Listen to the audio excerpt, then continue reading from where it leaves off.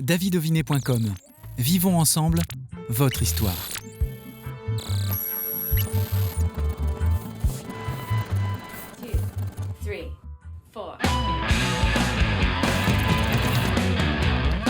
Mesdames et messieurs, chers publics de TV Vendée, soyez les bienvenus dans une nouvelle émission inédite où nous allons mettre en avant la prestidigitation. Il vient d'obtenir une récompense pour Eureka d'Abra, élu spectacle de l'année. Dalpaz est notre invité. Dalpaz, bonjour. Bonjour David. Accompagné de Madame V. Bonjour Véronique. David. Alors, je vais commencer par te poser cette question que je pose de manière traditionnelle dans l'émission. Pourquoi ce pseudo, cher Michel? Parce que c'est ton prénom, Michel. Oui, c'est une bonne question. C'est simple. En réalité, la personne qui m'a appris le métier, qui s'appelle Darel, m'a transmis tout son savoir avec toute la gentillesse dont il était capable. Et mon nom de famille, on peut le dire à l'antenne, bien ça sûr, n'a pas d'importance. Michel Plazané. Michel Plazané. Plazané Darel, c'est son épouse qui n'est plus de ce monde malheureusement à Darel, qui a fait une espèce de petite recette de cuisine, qui a mélangé tout ça et il en est ressorti Darel. Voilà. Dalpaz. Oui, c'est Darel. Oui, je l'ai dans la tête. C'est là où on voit l'importance de Madame V, parce que Madame V, c'est ton nom d'artiste, chère Véronique. Exactement, Madame V. Une question, Madame V pour Véronique, j'imagine, tout simplement. Tout simplement, pas chercher plus loin. C'est déjà très bien. C'est vrai que parfois, on va chercher loin dans les explications pour les pseudos, et parfois, il y a des choses simples et efficaces qui fonctionnent. Plus de 25 ans de carrière quand même, cher professeur, parce qu'on t'appelle aussi le professeur. Pourquoi? Oui, par rapport à ce spectacle Eureka d'Abra, le tout dernier, dont on va parler tout à l'heure, dont nous sommes peu fiers. Voilà, on a beaucoup travaillé dessus avec un super metteur en scène qui s'appelle Arnaud Dallène, pour le citer.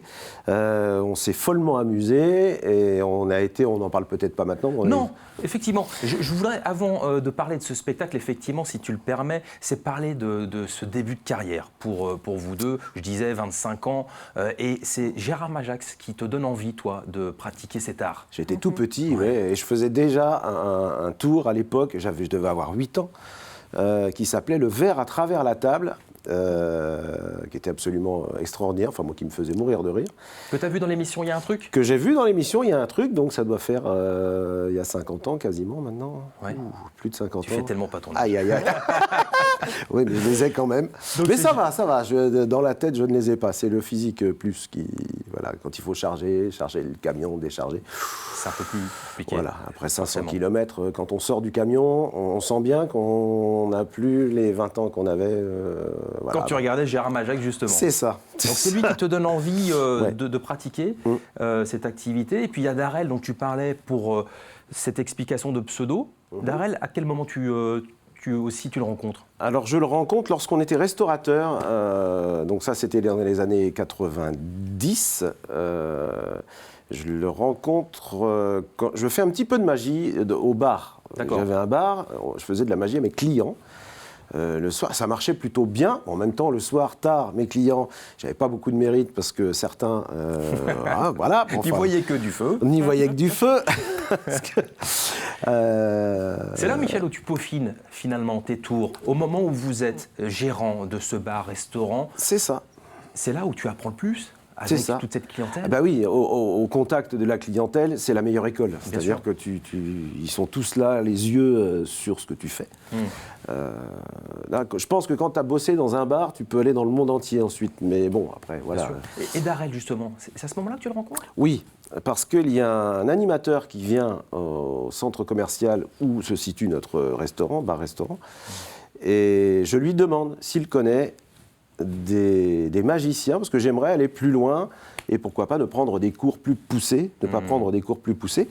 Et là-dessus, il me donne le nom de Bertrand Lotte, que j'appelle, qui est un magicien très réputé, voilà, qui est en ce moment à la Maison de la Magie, en exposition d'ailleurs, pour faire court. Je m'éloigne. Et donc, j'appelle Bertrand qui me donne l'adresse de l'association Robert Houdin d'Angers. D'accord. Voilà, qui est un club de magie, où je vais rencontrer mon ami Darel qui fait partie de l'asso. D'accord. Tu avais donc envie tu avais envie de partir oui, sur oui, cet art-là. oui, oui. Énormément. Enfin, c'était une passion, hein, Mais tout depuis, simplement. ces épisodes avec Gérard Majax dont on parlait C'est ça. juste avant, et puis alors du coup, après, il y a ce spectacle, vous décidez à un moment donné, tous les deux, de vendre votre affaire, et puis de vous lancer pleinement dans ce métier avec ce premier spectacle, Le Château Magique. C'est ça. Dédié spécialement, là, pour les enfants. Pour les enfants. Vous spécialisez à ce moment-là. C'est ça. On est sorti du système magie traditionnel de cabaret, parce moi j'ai commencé par le close-up. Ensuite, j'ai monté un numéro de cabaret, où Véro était avec moi au son et à la régie à l'époque. Ouais. Elle m'a toujours suivi, elle n'était pas payée d'ailleurs, mais c'est pas bien.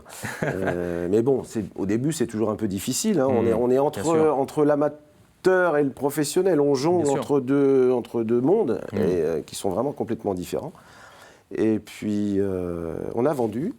Voilà. Pour vivre de votre passion. C'est ça. Et Véro, donc, dans un premier temps, est plutôt, tu le disais à l'instant, dans la coulisse. Et puis, finalement, il y a quelqu'un, Véro, tu vas pouvoir nous dire qui. Eh bien, cette personne te pousse devant la scène. James Hodge. Ouais. James Hodge. Oui, je ne sais pas pourquoi. C'est fou, hein. Avec James, on ne pouvait pas dire non. C'était une confiance aveugle. Non, mais c'est vrai. Un grand Parce souvenir. qu'il m'en avait parlé, mais je lui disais non, moi je ne pourrais jamais aller sur scène. J'aurais trop peur. Et puis avec James, je ne sais pas, ça devenait naturel. Et là, Voilà, tu prends pleinement ce rôle de Madame V. C'est là. Enfin, Dame Marianne d'abord. Dame Marianne dans un premier temps, pour Château Magique. Pour le Château Magique. Et pour le nouveau spectacle, encore plus, Madame V. Eh bien, c'est le moment de parler de ce nouveau spectacle. Michel. Eh bien, écoute, Eurecadabra, ça a été une demande avec Arnaud Dallène. À un moment, il y a quelques années, je lui avais dit, écoute, est-ce que tu mettrais en scène notre nouveau spectacle ? Il m'a demandé ce qu'était ce nouveau spectacle. J'ai dit, je n'en sais rien. Voilà. On a discuté un petit peu. Il m'a fait 3 ou 4 propositions. J'ai dit, bien un petit truc dans l'espace, dans un laboratoire. Il m'a dessiné des décors d'abord. Il a fait ça très très bien. Il est bourré d'idées. Il est plein de talent. Et en mélangeant tous nos cerveaux, on a trouvé de très belles choses, franchement. Et voilà. La preuve, c'est que la FAP, la Fédération française, spectacle de l'année, nous a élu spectacle de l'année. Et on a été très très très heureux parce que d'être reconnu par les gens du métier. Voilà, le public c'est une chose, mais d'être reconnu par les gens du métier, c'en est une autre. Et on était assez fiers, quoi. Enfin, ça fait plaisir. C'est plutôt. Comment ça se passe pour décerner rapidement ce titre de spectacle de l'année ? On parlait de la FAP et je t'ai coupé sur. Non, il n'y a pas de souci. Il y a un jury. Oui. Voilà, ce sont les championnats de France en réalité. Tous les ans, là ça avait lieu à Poitiers. Et puis notre metteur en scène m'avait dit, mais voilà, présentez votre spectacle au championnat. On n'est pas des compétiteurs, nous, donc j'y avais pas pensé une seconde pendant toute notre carrière présenter quoi que ce soit à qui que ce soit. Nous, on joue pour le public. Sorti de là, voilà. Et puis ça s'est fait comme ça. J'ai dit, écoute, tu es sûr ? Mais oui, fais-le. Et voilà, on a bien fait. Donc ils sont venus voir 2 ou 3 fois le spectacle avec les jurys différents, je crois. Je crois que c'est comme ça que ça se passe. Et puis ensuite, on a la nouvelle. On était très heureux. C'est pas rien dans une carrière d'avoir ce titre de spectacle de l'année décerné donc par la FAP, qui veut dire Fédération française des artistes prestidigitateurs. C'est pour ça que la FAP, c'est plus facile à dire. Forcément. Et ce qui vous permet aujourd'hui aussi, et c'est l'actualité pleinement, d'être au musée de la magie à Blois. Encore une bonne nouvelle. Jusqu'à quand, Michel ? Jusqu'à fin août. On peut vous retrouver donc Jusqu'à fin août, j'y suis une douzaine de jours par mois. Voilà, j'y suis déjà depuis mai, mais là, juillet et août, il y a encore 2 mois à faire, plein. J'ai pas les dates, hein, mais voilà. Jusqu'à fin août, on te retrouve Jusqu'à facilement. fin août, j'y suis quelques week-ends, 3 fois par mois. 3 fois 4, 12 jours par mois. Ouais. Et vous êtes venu pour aussi nous proposer ce numéro visuel qu'on va retrouver maintenant. Eh bien, David, nos amis vendéens, j'ai pensé à une chose intéressante. Et ensuite, je me suis dit, tiens, ça c'est pour tout à l'heure. Ça va te permettre de l'observer, de regarder s'il n'y a pas une trappe, un double fond, une souris à l'intérieur, quelque chose. Une boucle d'oreille. Parce que je dis, nous sommes en Vendée, et en Vendée, c'est un public de qualité. Tout à fait. On ne va pas leur faire l'affront de leur faire le tour de la corde coupée, raccommodée, parce que c'est quelque chose qu'ils ont certainement vu des dizaines et des dizaines de fois. N'est-ce pas? N'est-ce pas? On ne va pas le faire. On va plutôt... Tu vois, tu as un anneau. Est-ce que tu as bien tiré dessus? Tout va bien? Alors là, je peux te dire que oui. Alors, on va passer la corde à l'intérieur. D'accord, je prends la corde. La corde, il faut la prendre, il faut tenir l'anneau. Je tiens. Et là, nous allons faire un nœud. D'accord. Un vrai nœud, évidemment. Je vais d'abord serrer le nœud et je vais t'inviter à tirer dessus pour Sur le vérifier. Ah oui, sur le nœud, sur la peux y corde. aller, hein. Oui, oui, oui. Ok. C'est du solide. Ah ouais, c'est Bien. là, j'ai mis toute ma puissance. Et pour que ce soit bien clair, on va également tirer sur la corde et sur le nœud Ok. pour que le public n'imagine pas qu'on puisse tricher avec le nœud. Il va falloir souffler, David. Attention, pas cracher, parce que je suis Non. juste... Enfin, voilà. J'ai Souffler. pris suffisamment. Attention. Superbe, merveilleux. Oh, c'est Ah, good. waouh. C'est très joli. Non, mais c'est très Bah bien ouais, fait. ouais, c'est ça très bien. démarre très fort. Maintenant, on va le refaire de l'autre côté. D'accord. Allez-y. Je tiens l'anneau. Vas-y, souffle. Ah, je souffle. Oui. Voilà. Touc. Parce que Et ça tu la rentre de nouveau. D'accord. Et maintenant, comme ce tour ne marche qu'une seule fois dans les deux sens, il faut couper. Et pour couper, on va utiliser les... Ciseaux. Non, les doigts. Il faut tenir l'anneau, David. Je tiens l'anneau. Les doigts. Et un touc. Voilà. Alors, je sais ce que pense David et je sais ce que vous pensez qu'on ne peut pas utiliser de doigts pour couper. Si, on peut. Bien sûr que si, on peut. Ah, voilà. Il faut défaire le nœud maintenant. Oui.